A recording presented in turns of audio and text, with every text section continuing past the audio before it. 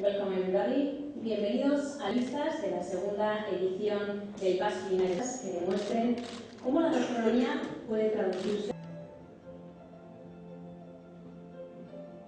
Martxan ipintzea erabaki genuen, eta gertatzen ari zen fenomeno bat baditugu, hainbat sukaldari gure gizartea. Y para nosotros, yo hablo como chef, un proyecto que es una realidad como este, en el cual... Desde la cual las escuelas reestructuran el diseño y la funcionalidad de sus forma y fondo en estructuras de alimentación. Herri agintari eta lagunok eskerrik asko hemen gurekin izateagatik. Esker bereziak eman nahi dizkiet batzorde teknikoa osatzen dutenei egindako lanagatik, seguru nago 110 proiektuetatikan edo 110 nominazio hietatikan 10 ateratzea lan komplikatua izango zen, eta beraz, mila esker, eta zorionak saritu hoi. 10 saritu eta guzti hoiei, felicidades, congratulations, for being 10 of the best. Orain, hemendikan aurrera beste lan izugarria izango da, 10 horietatikan azken irabazlea, aurtengo irabazlea ateratzea.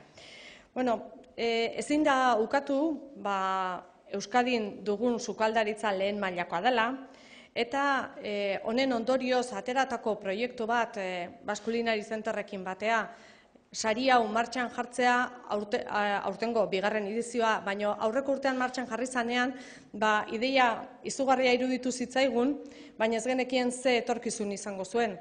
Aurreko urtea garrantzitsua izan zen, baina benetan aurten Jose Maria Izagak aipatu duen bezala are eta erantzun hobea jaso dugu. Beraz, esan genezake, ideia hura badirudi ondo hartua izan dela, zerbait berezia dela eta pena merezi duela jarraitzea sari honekin. Bien artean bultzatutako sari hau, zerbait berezia da esaten genuen, ez da bakarrikan sukaldari on bat saritzen. Proiektu eraldatzaile bat saritzen da, eta horrek garrantzi berezia du. Ze askotan ez gera konturatzen zerbait berezia jaten ari garenean, horren atzetik zer dagoen eta zer botere dagoen gure gizarteak eraldatzeko.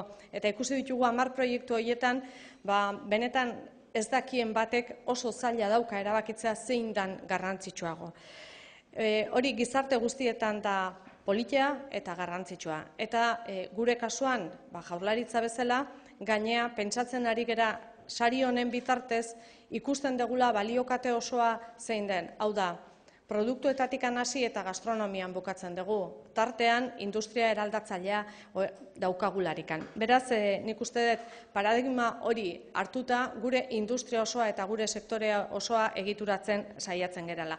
Gero eta garrantzitsuago den sektore bat, gaur egun gezurra badirudi hori ere kontutan hartzen baldin badugu guztia 10% da gure barne produktu gordinean. Eta ia 100.000 pertsona daude bertan lanean, beraz, nik uste dut merezi duela jarraitzea bertan lanean.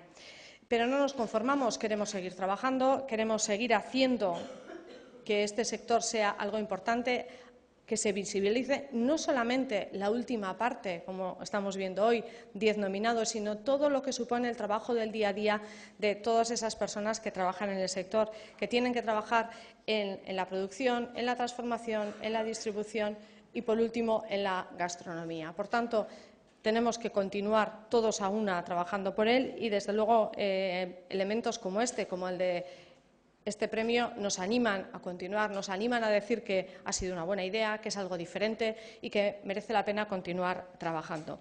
Un sector, el de la alimentación, en el que siempre hemos creído en Euskadi y que cada vez más nos vamos afianzando y vamos viéndolo como múltiples oportunidades que gana nuestra sociedad y que queremos además enseñar cómo lo estamos haciendo. Una marca que nos ayuda a trabajar en el mundo, una marca país a través de la marca Basque Country y también lleva en la marca el premio El Basque, por tanto nos ayuda a posicionarnos en el mundo y de verdad es un honor poderlo dar desde aquí, desde Euskadi, ofrecer al mundo también ese saber hacer que tenemos. Eta ez noa gehiago luzatzera, mila esker guztioi hemen izateagatik, eta espero dezagun aurtengoa ere benetazko proiektu eraldatzaile izatea. Aurreko urtekoa horrelakoa zen, eta ikusi ditugun nominatu horiek seguru ia esaten digute aurtengoa ere arrakasta izango dela. Beraz, zorionak berriro 10 hoiei, 10 finalista hoiei, eta zuei eskerrak hemen izateagatik. Datorren urtean ere berriro hemen izango gera gero eta proiektu politiagoak aurkezten. Mila esker. Kontura den bezala, familia argazki baten